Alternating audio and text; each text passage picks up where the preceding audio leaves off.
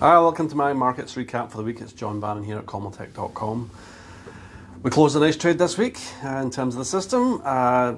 One of the biggest wins of the year, so it was a nice grab from the bottom there, and closed it out earlier this week. We had another trade that ran this week, which we closed today, which was a very small win, but certainly better than the loss. So it was a really nice win yesterday.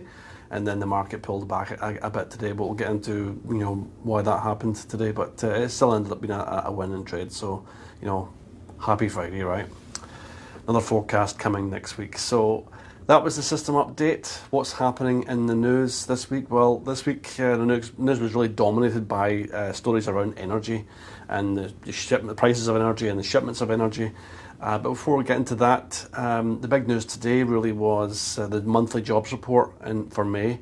That was the hiring in the US remained really strong last month. For the non-farm payrolls report that came out at 8:30 this morning, it was showing 390,000 additional jobs with the expectation of only 328,000 jobs. So big bump up in terms of number of jobs that were created last month. Certainly better than expected. So wasn't quite enough to cheer the market though. The suspected sort of swoon in the market today was potentially around to news out of Tesla. They mentioned that in a letter to their employees that they are cutting back 10% of their workforce that are salaried employees. That doesn't mean to say they're actually going to have less workers around, but certainly they're cutting off the salaried employees and bringing in cheaper hourly workers so that they can have a bit more demand, ebb and flow. So that was following statements from Elon Musk recently talking about the recession and the economy and the things he's worried about, and seeing a big swoon in the economy as a total. So not good news for Tesla, and obviously didn't really help the Nasdaq too much today.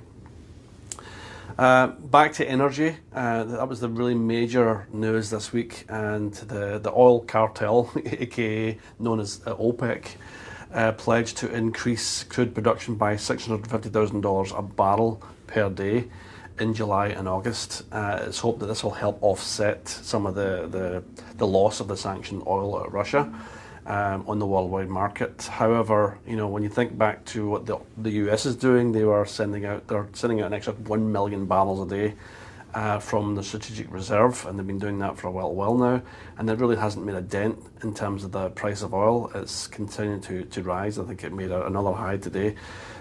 So summer travel is kicking off.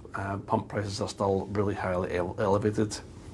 And speaking of travel, Delta, good news for the economy. Delta said that the sales have snapped back to pre-pandemic levels. However, that's including the potential the costs rising because of fuel costs. So that is good news for the economy at least. But the other major energy news this week was around the event in the EU, where they had a meeting. The EU leaders got together and had a meeting around what to do in terms of further sanctioning Russian oil. And the outcome of that meeting is that there will be a total ban on all Russian oil that comes into the EU by sea. That's 90% of all Russian oil imports by the end of the year. So that's a fairly significant decision by the EU ministers there. And there is an exception for oil coming in from via pipeline. And that is the remaining 10% there, because that is the concession has been for landlocked countries like Hungary, Slovakia, Czech Republic that can't get any other means.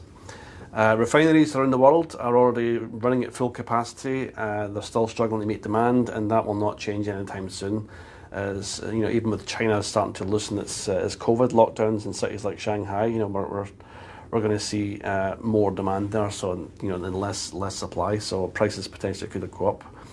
And added to that, the Russia's plan on exporting oil to willing buyers like China and India currently at discounted prices, as they've been doing, could hit a snag, because it could be cut off from the insurance market. Much of the maritime insurance industry is run by the EU and the UK, and there's talk of them about to do that. Means that Moscow can't insure its tankers, which effectively cuts it off from exporting oil by sea, which is the only way to get it around really, other than pipelines, which take a long time and are very costly, and obviously they can't do it right now anyway. So Less oil in the market could mean gasoline prices, as elevated as they seem to be, could actually end up being higher and seem cheap right now. So it's pretty crazy. What a world we live in. So that was really the major news this week. It's really focused on energy costs. Very interesting fact this week I saw, I thought I'd share with you, is Vegas chapels are all shook up because the Authentic Brands, which actually owns the licensing, so the company that owns the license that controls the brand of Elvis and his name and his likeness, ordered them to stop using Elvis impersonators in ceremonies. So it's a major hit to Sin City's $2 billion plus wedding business. How bizarre is that? Vegas without Elvis? Surely not. That is it from me. It is Friday, time to down tools. Have a great weekend. Thanks for watching and bye for now.